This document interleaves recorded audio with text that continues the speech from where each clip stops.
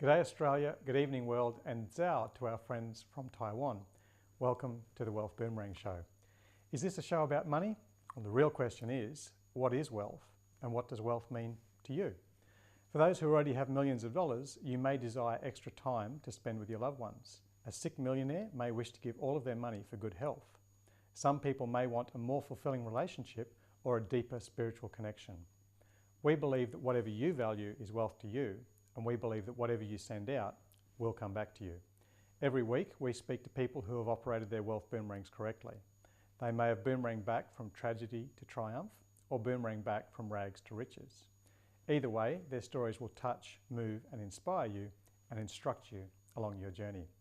So sit back, relax and welcome. Thanks for joining us. I'm your host, Jeremy Britton, and this is your Wealth Boomerang Show.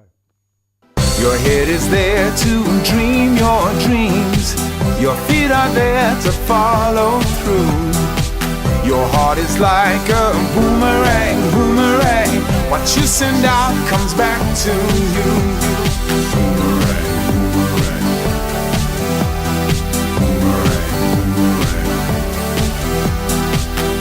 Look inside and you will find all your wealth's inside of you. Wealth starts inside your mind. Former pro basketballer, now professional speaker and success coach, Eric Bailey had a rough ride through life. Born with a disability and rejected by his birth parents, he was put up for adoption.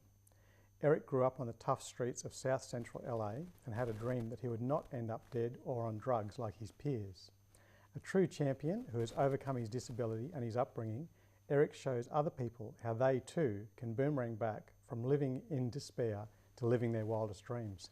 Eric, thanks for joining us on the show today. Thank you for having me. It's a long way from South Central LA to Australia, and I guess many people who living in this country would see on TV living in South Central LA, it's drugs, it's guns, it's violence. Is it like on the TV or is it different growing up there? I get asked that question quite a bit, and I only just got back in Australia on Monday. And one of the things that I did was actually went back to my neighborhood that I grew up on, you know, over 30 years ago. And what I saw then is definitely a replica of what I see now. I mean, it is dangerous. There are drugs, you know, there is crime, there's poverty, there's unemployment. So a lot has changed, but then again, nothing has changed. And that's why I tell people living here in Australia, in this country at this time, you have the best opportunity to make the most of your life, but you have to walk away from the negativity and the I can't or I won't and start thinking about I can, I will, and I must. On the TV, South Central really does look like a war zone. That's how it's portrayed to us by the media. How tough did you have to be as a kid growing up? I had to be very tough. Not just tough physically, but just tough mentally.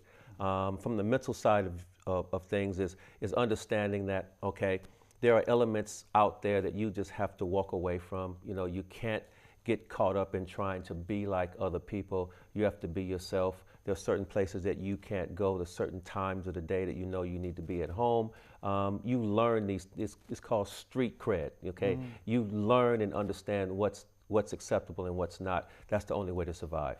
There's literally like drug deals and gunfire on the streets as you're walking home from school. Is that really what it's like? There are certain areas that happens in, and you know not to go near those particular areas. But then there are other places that are just fine. And for someone not knowing the neighborhood, you know, you need to know exactly where to be and what time not to be in certain places. Yeah. Now, imagine with the gangs and the crime and that sort of stuff, like physically you had to run fast, you had to get out of the way.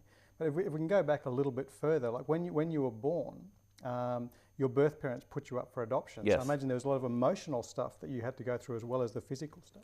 Well, I always thought that I was never good enough. Because of my knees, I wasn't allowed to play sport.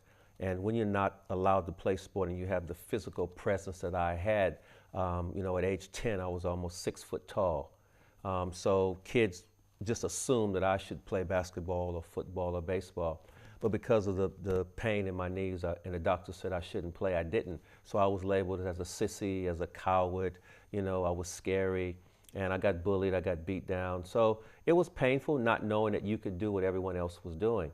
also, right when stuff broke out, if there was a fight or there was gang violence or what, and you had to run, you know, I wasn't going to be the fastest and the quickest and the first one home. So all those sort of things plays in my mind. And because I knew it was coming, I isolated and sheltered myself from the general population. So instead of trying to engage and be a part of what was happening, whether it be good or whether it be bad, I sort of tried to isolate myself and stay away, which therefore took me away from all the opportunities. And it wasn't until age 14 that I actually met someone who looked at me and didn't see how I was living right there in the moment. He looked at me and said, "Your potential is unlimited. Don't think that what you see right now is what you're always going to have. Start thinking about what's possible and gravitate towards that." And then that's how the momentum started, and I started getting self-confidence. I started playing basketball, started learning in school, and started coming out of my shell and realizing, okay, my future's in my own hands. And if I want to get it, I have to go out there and make it happen. And I have to do it consistently every single day.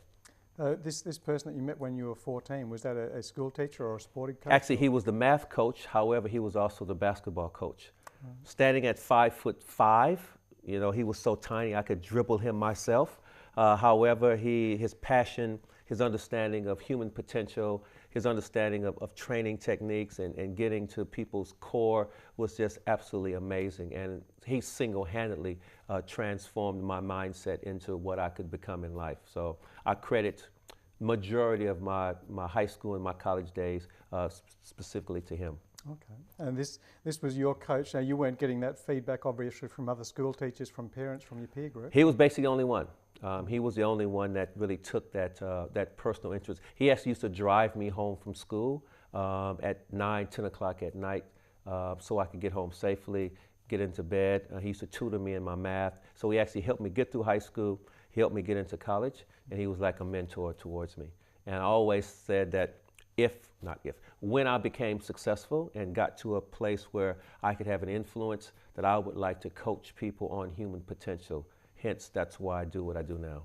Fantastic. So you're playing sport, coaching people on sport, but actually coaching people on potential. That's it, right. Brings us to now. We're going to take a quick break, and when we come back, we're going to find out how you actually translate the sporting credo across into business and in life. Good. Thank you. Back in